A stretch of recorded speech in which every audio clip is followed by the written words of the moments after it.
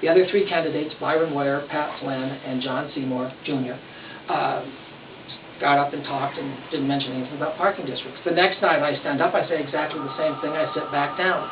The third night, John Seymour gets to talk first, and he stands up and he says, those parking meters, I'll tell you, they're just terrible. And I think that some of that money ought to come back to the districts that generate them, and by golly, it ought to be 10%. And then he sat back down.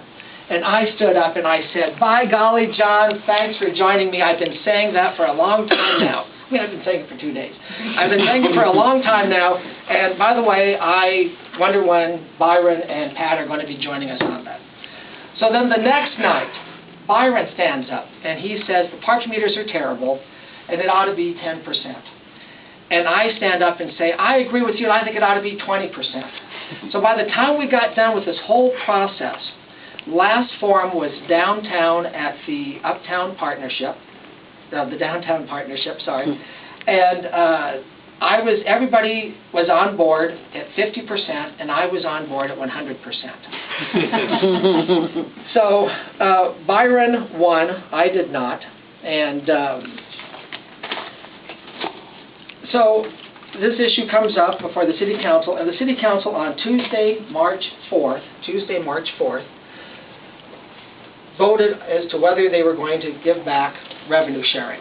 And the reason I know that is because there was this tremendously well-written article called How to Fix the Sinister Side of San Diego's Parking Meters.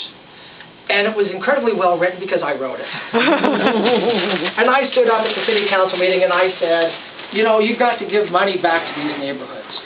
And so they voted, and the money came back.